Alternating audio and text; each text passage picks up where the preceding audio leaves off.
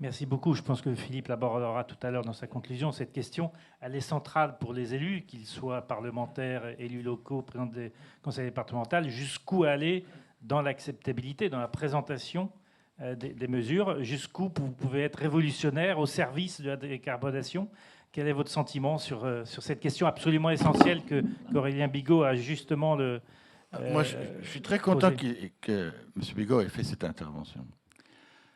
Si on continue d'aller par la culpabilisation, il y a des gens qui feront, parce que ce sera des super citoyens, et il y a plein de gens qui feront des colères, jusqu'à une colère sublime, où le truc va se casser le nez.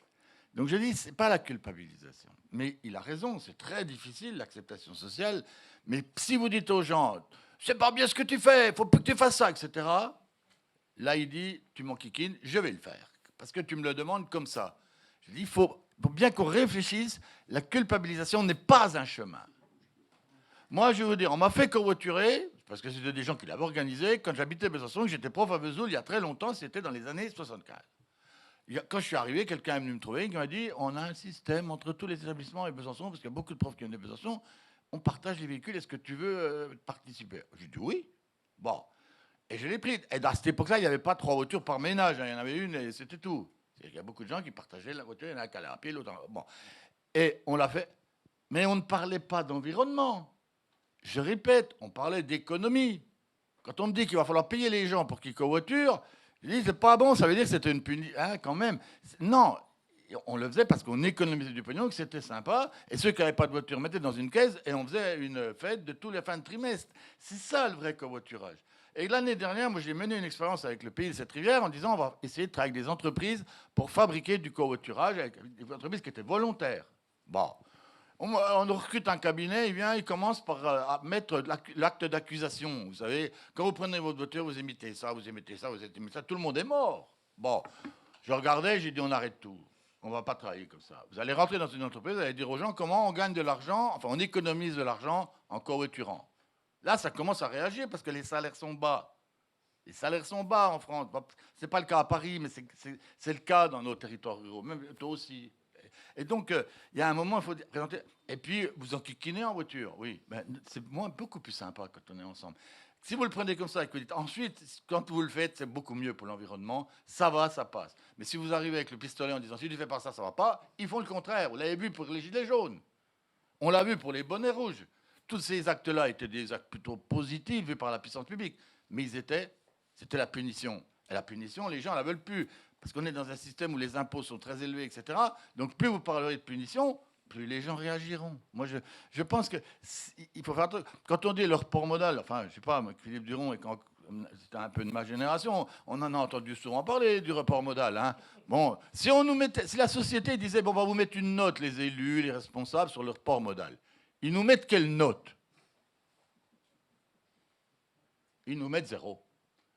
Il faut quand même qu'on soit conscient que si on était noté par la société sur la performance collective pour avoir organisé le report modal, on aurait 0.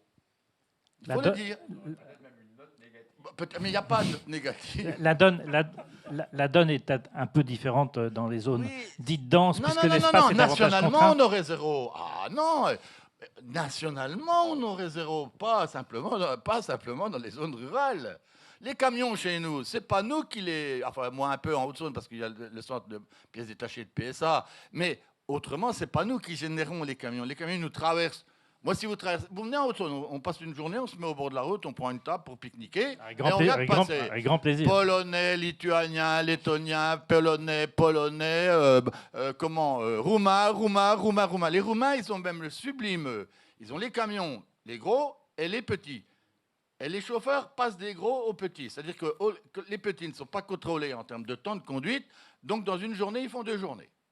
Ils font une journée en pilotant le gros camion et une autre en pilotant le petit camion. Comme ils ont 2 petits camions et un gros camion, à 3, ils conduisent tout le temps. Je vous dis, et ça, la France le tolère, ne dit rien, n'arrête personne, ne cherche pas à le contredire. Ne me racontez pas des histoires, il va falloir changer tout ça si vous voulez améliorer le score du report modal. Eh ben, bonjour les dégâts. Moi, je voudrais le voir, j'espère que je le verrai de mon vivant. Louis. Oui. On est assez d'accord, hein, tous les deux, parce que toute mesure imposée d'en haut est une mesure du siècle passé, j'allais dire. On est dans un autre monde aujourd'hui. Les gens sont effectivement beaucoup mieux informés, et c'est vraiment le village planétaire. Hein. Bon. Donc, si vous ne prenez pas conscience de ça, si vous ne prenez pas conscience qu'aujourd'hui, le citoyen a évolué, vous vous heurterez à des murs. Et que ce soit en Haute-Saône, que ce soit dans les Bouches-du-Rhône, on voit la réaction. Donc, le message, on se rejoint. Moi, je parle de pédagogie. Pourquoi? Parce que quand une mesure n'est pas aussi immédiate, aussi compréhensible que ça, il faut d'abord l'expliquer. C'est un début à tout. Vous ne pouvez pas avoir, sauf à manipuler effectivement le bâton, vous ne pouvez pas, j'allais dire, inviter les gens à appréhender votre cheminement intellectuel si, au départ, vous ne leur avez pas expliqué pourquoi, comment et qu'est-ce qui se passe. Après, il y a un vrai bon sens, moi je considère. Hein. Je crois que les gens ne sont pas stupides, ils ne sont pas contre tout, et en plus, encore une fois, ils sont conscients aujourd'hui de la situation environnementale. Vous voyez bien, les gens ont voté, il y a quand même une poussée verte. Donc ça veut dire quoi? Ça veut dire que par rapport à il y a 20 ans où on ne parlait pas d'environnement, aujourd'hui on en parle. Et donc ça, c'est un facteur pour nous, je l'ai dit tout à l'heure, je le répète, c'est un facteur pour nous qui nous permet de faire avancer le principe des transports et de dire que si on transporte davantage de gens dans les transports en commun, mais pas que des transports en commun, il aurait fallu qu'on aborde aussi dans la décarbonation, par exemple, le système des 2 roues. Attendez, il y a des pays où vous avez 30% de cyclistes. Alors bon, c'est vrai, c'est plat. Chez moi, non. Bon, très bien. Mais sur le bord de mer, c'est plat. Bon. Par contre, vous avez une acceptabilité sociale dont il faut tenir compte. Nous ne sommes pas aujourd'hui encore avec un peuple vélo. Bon, quand vous franchissez les Alpes, vous allez voir derrière en Italie, dans une des régions les plus riches d'Europe, le nombre de vélos que vous avez, c'est plat. Hein, c'est le Piémont. C'est plat. Vous vous dites, tiens donc, les Italiens sont capables de faire du vélo. À Amsterdam, on fait du vélo, et moi, je ne suis pas capable. Eh bien, on s'aperçoit, là encore, que si on explique, si on met des moyens conséquents en face, il se passe des choses.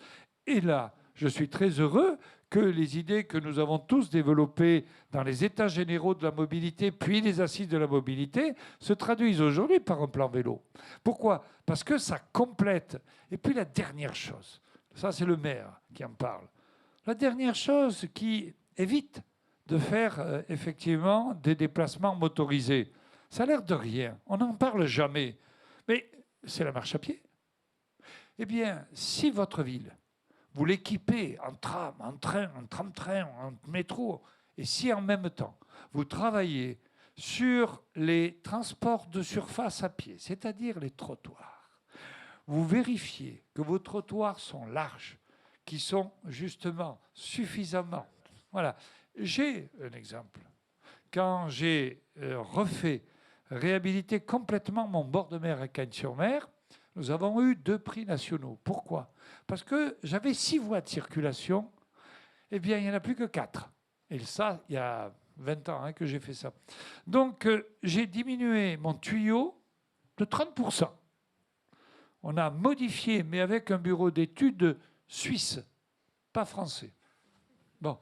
Les Suisses sont venus me dire ce qu'on pouvait faire pour obtenir le même résultat. Aujourd'hui, j'ai simplement diminué la vitesse, il y a 20 ans.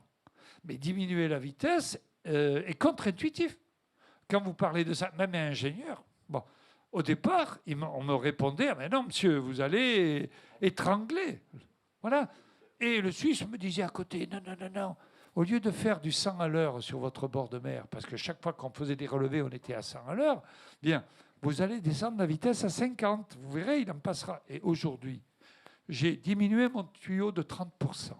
J'ai une vitesse limitée à 50 à l'heure et on y veille. Bon, et les gens ont compris aussi. Bien, j'ai supprimé tout le stationnement de bord de mer, mais ça a été un scandale. Mes commerçants m'ont tiré le rideau de fer, c'est dire. Aujourd'hui, ils ont multiplié leur chiffre d'affaires par 3. Comme quoi la contrainte? C'est une contrainte. Voilà. Voilà. Et aujourd'hui, tout le monde me dit, ça n'a pas été vécu par tout le monde. Comme par certains, oui, parce qu'ils étaient très traditionnels. Mais aujourd'hui, les gens se promènent. Je n'ai jamais eu autant de monde qui se balade dans ma ville. Jamais. À cause, justement, grâce à ces modifications de la voirie. Alors, j'invite tout le monde À à Cannes-sur-Mer. envisager aussi. À Cagnes. Ah oui, à Cannes, mais j'ai déjà invité Yves sur la Côte d'Azur. Alors bon, donc, je vous invite tous à Cannes, mais voilà un modèle que j'ai expérimenté, puisque c'est moi qui l'ai mis en place. J'ai vu comment il fonctionnait. C'est pour ça que j'ai des convictions très très fortes dans ce domaine-là, tout en étant de droite, camarade. Bon. Je me disais qu'on n'allait pas arriver au bout de la réunion sans parler du vélo. On en a parlé et on pourra peut-être reparler dans une autre circonstance des accélérateurs de l'histoire, hein, les grèves de l'hiver, plus la crise sanitaire, qui ont quand même, de ce point de vue-là, sacrément accéléré les choses, comme s'il y avait une prise de conscience, un plan politique, et puis après l'histoire se charge d'accélérer les choses. Un mot peut-être Jean-Marc, et puis après une question dans la salle, peut-être Yves, et puis alors 2 questions, mais très rapides, Oui, et puis juste Philippe conclura. je pense qu'en 30 secondes, ce qu'on peut résumer par rapport à ce qui a été dit sur la capacité à pouvoir embarquer l'ensemble de nos concitoyens, je pense que le premier terme, c'est la transparence. On doit être très transparent sur l'ensemble des mesures mises en place. La concertation, on a la chance d'avoir en France notamment ce qu'on appelle la CNDP, la Commission nationale du débat public, qui nous permet justement de faire vivre le débat. Et puis, certainement, et ça c'est peut-être un propos pour l'ensemble des élus qui ont un peu plus de bouteilles que moi et qui sont en train de discuter à ma gauche, c'est aussi l'apaisement. Je crois qu'on a besoin de beaucoup d'apaisement et d'expliquer à nos concitoyens aussi, même parfois, des mesures qui paraissent impopulaires, mais qui viennent de l'État, mais où on a besoin d'apaisement et d'éviter peut-être de tourner les sujets autour de la politique politicienne telle qu'on a pu le connaître dans le passé, notamment pendant cette phase de confinement. Merci. C'était un slogan, ça, la France apaisée, si je ne me trompe. Yves